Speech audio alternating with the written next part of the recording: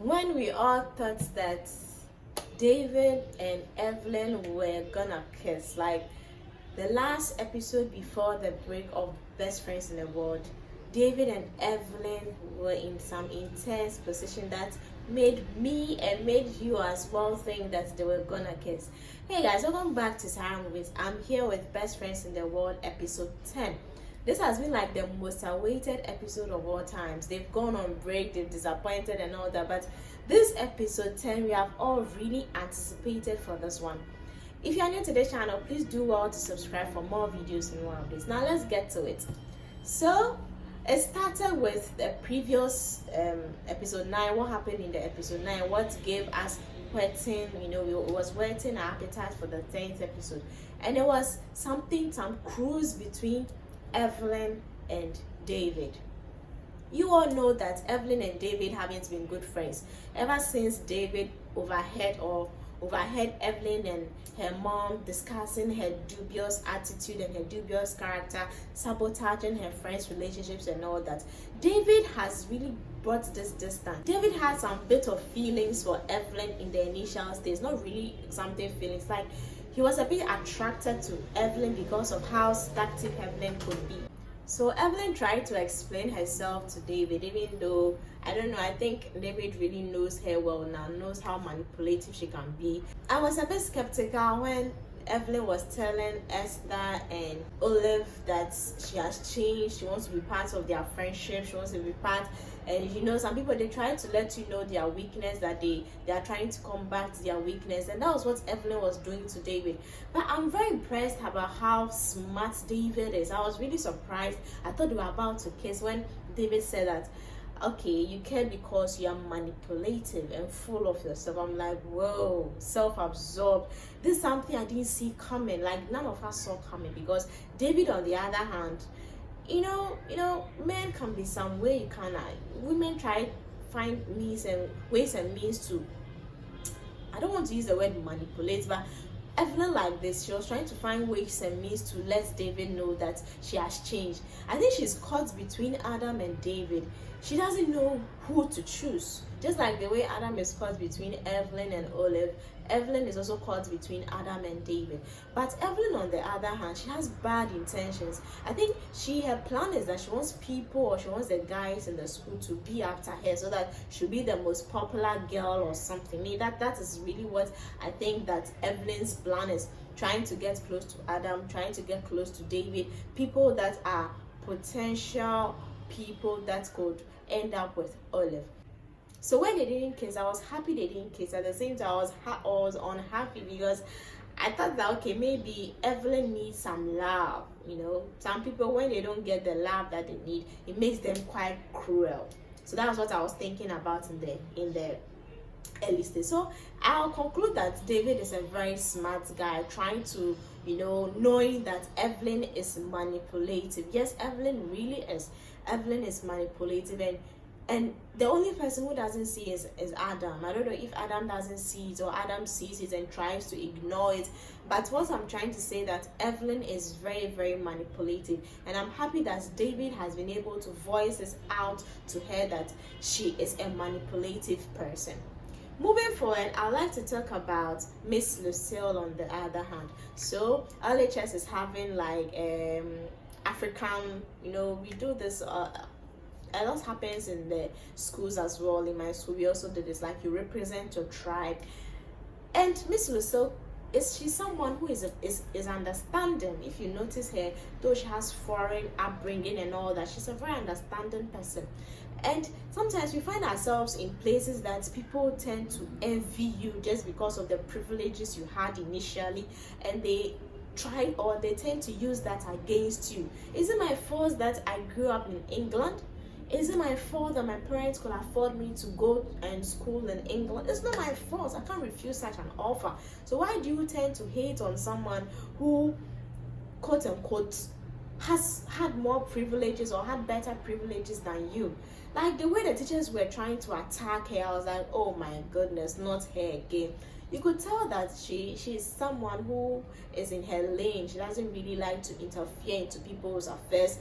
She really likes to mind her own business. That's what Mrs. Lucille does. And I'm happy that the male teacher was able to defend her, he's a very objective person, and I think he really thinks about the happiness of people, both his students and then the people around him. So Miss Lucille, on the other hand, I think the other teachers are having this envy or hate, or I can't really tell what they are feeling for her. That's how come they were attacking her like that.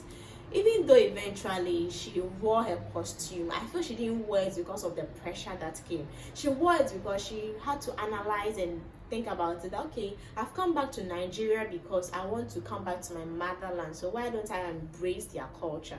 So I think she wore it not because she wants to, she wants the teachers to feel like what they said got to her. She wore it because, having to rethink about it, she thinks that wearing something cultural is good.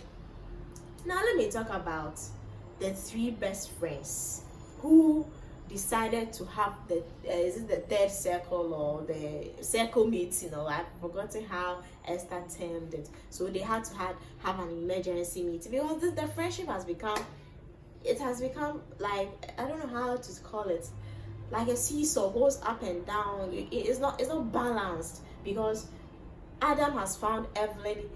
Adam has got feelings for Olive. Like, you see, when you are just friends, it's better. When feelings come inside, it looks some way. But sometimes we can't be friends forever. So Adam, Esther, and Olive, after their cultural party, they decided to, come back and then, talk about what's going on. Sometimes when you voice out what's really going on, it helps a lot. It really saves a lot. It really takes out some emotion from you. So we should just try to open up when we are going through a lot. Esther has given a chance for Adam to speak. Adam spoke, Olive also spoke, and then you realize that there was so much things in, like, they had kept so much in them. Adam was feeling betrayed, felt disappointed that after he proposed to Olive decided to disappoint him. I don't want to use the word decided, but I think it's a decision, because she had to rethink about it and analyze how this proposal was affecting her academically. That's how come she decided to reject this proposal, or she decided to just cancel it or put it off, like put off the proposal. And Esther was like, she was just a neutral body, because Esther already has Archie, so she's not involved in any back and forth between Evelyn, I think she comes into picture because their relationship matters to her. So now Adam is pouring out her heart, Olive is also pouring out, Adam is pouring out. So now Adam is pouring out his heart, Olive is also pouring out her heart. And then you realize that both of them are right at the same time, both of them are wrong. At that point, they didn't really value the true friendship they had. They just wanted to be right. Adam wanted to be right. That's how come he worked out. Olive too wanted to be right. That's how come she became so defensive. They didn't really value the friendship they had. I'm afraid to say their friendship is sinking. Though I believe it will come back, I'm just saying that it's sinking a bit. The attachment that used to be there has reduced just because Evelyn came in. Evelyn is not attacking them physically with blows, but she's just finding a way to sabotage everything. There are people like that. If you're not careful, they'll end up sabotaging the people who mean so much to you. And I think that's the part Evelyn is playing. Though she's playing the part so well, I feel it's painful. It's really, really, really painful. Though she's playing it so well, I feel that she has come to destroy the relationship. And if Adam had to think about it and think about it, he'll know that the answer is to let Evelyn go. Sometimes that's adage of holding on to things. If you are holding on to something, the thing is weighing you down, why don't you just drop it? So Adam is finding it difficult to let Evelyn go, and having to choose between Evelyn and Olive. I don't know why he chose Evelyn. I think it's because he proposed to Olive and Olive bounced him, so he feels emotionally right to choose Evelyn because Evelyn has always been there for him. Now, speaking of Evelyn, if you notice the relationship between Evelyn and her mom, first one from when they were having the conversation at the bar where the students go to have fun, where David was eavesdropping or where David overheard their conversation. You could tell that Evelyn's mom is not a mom. I don't want to say it's not a mom, but she's not into growing Evelyn. I think I understand how come Evelyn is like that, because her mom is bitter, quote unquote bitter. When they were having their lunch or their dinner, you could tell there was tension between them. Can you tell an underage daughter to have wine that has alcohol in it, and your daughter tells you I'm underage, and you tell them, oh, it's not as if it's new or something? Oh, really? So I think that Evelyn had this attitude from both parents. They were not having any daughter-mother friendly conversation, like promotions, like encouraging conversation, motivational conversation. They were having just a conversation that Evelyn had to disrespect her mom on the dining table. Evelyn, put your phone down. You said, okay, you want to follow up on a boys band. You see, I think that, there's a saying that you cannot plant mango and pluck pawpaw. You don't expect to raise a child like this and expect her to grow up differently. So I believe that Evelyn took a bit of attitude, character from or traits from her mom and then her dad. And let me talk about Gloria, Romeo, Iris in this circle. First of all, I think Iris is genuinely changing. First of all, you could tell deep down that Iris is a sweet girl, not like Evelyn, who is faking it. When she does something wrong, I think she feels that she has wronged you and finds a way to correct that mistake. That's one thing I've noticed about Iris. I'm talking about Iris here because I want to emphasize on Gloria's attitude, her theft attitude, her growing up and not having enough, so thinking that she needs to fit in the picture. That's how come she started stealing. The old Iris we know would have acted way differently. You and I can admit to it. She really acted maturely, and I was very impressed that, whoa, is this the Iris we know? Is this the LHS assistant prefect that we know, deputy prefect that we know? Someone who has changed totally. I think love is what changed Iris, because of her affection for Romeo, it has made her a bit tender, a bit soft, a bit sweet, and a bit sensible, or more sensible. It has changed her way of life, and it's I won't be surprised if she joins the best friends club. I will really not be surprised. I'll be happy because she has genuinely changed in attitude. Now, talking about Olive and her mom, I think that Olive is growing a bit distant from her mom, and it's normal. You get to a certain age, no matter how close you are to your parents, you see that teen age, you can't just tell your parents everything. Even if your parents are open with you, there's some things that you feel more confident telling your friends rather than telling your parents. So I think Olive distance from her mom. Her mom needs to understand that it's a stage in her life. She's in her teen age now. And also on the other hand, her mom has also found a new love. So there's some things you'd have noticed earlier or before when you were single. You wouldn't notice it now, because right now your attention is divided. Yes, your attention is divided. Guys, let me know what you think about it. This episode was massive. I enjoyed it. I really enjoyed it. Now, ending this video, I'll talk about the Christmas party between Maria, Olive, Esther, and then Sarah, when a total stranger, just bumped in Evelyn. She just wants to poke her nose in everyone's affair. I don't know how people who are not your friends, who you know genuinely are not your friends, you want to go to their Christmas party. Like, I'm surprised. Evelyn is just wonderful. Anyway, some expectations for episode 11. I think episode 11 is going to be very interesting because episode 10 is very interesting.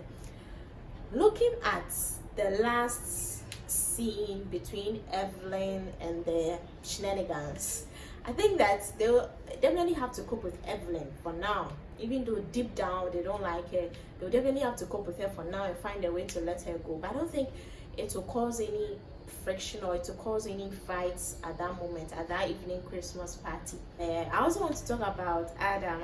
I think that what his brother advised him, that deep down he knows the right thing, but he's just feeling reluctant to do it. I think what his brother said really went deep into his head, and he's going to reconsider his decision about neglecting Olive and then Esther. He would definitely have to go back to apologize. Yeah. I also think that Maria and Robert, something is going to grow between these two, because Robert, I feel, though he's ruffian and all that, he's a good guy, and he and Maria, they are compatible, because you can't have two intelligent people in a house. One has to be, the opposite, so that the house can grow peacefully. So I think there's something growing between Robert and then Maria, and I just hope that something really, really grows. Let me know what you think about this episode. What do you think about this review? Have you watched it? What are your basic thoughts? I don't know if they'll be uploading every 2 weeks, as they said earlier. Maybe right now that they've recorded everything, it's a wrap for all the episodes. I hope they'll be uploading it weekly by weekly. My name is Lydia once again. If you're new to the channel, please do well to subscribe for more videos and more updates. So next time, bye. Signing out.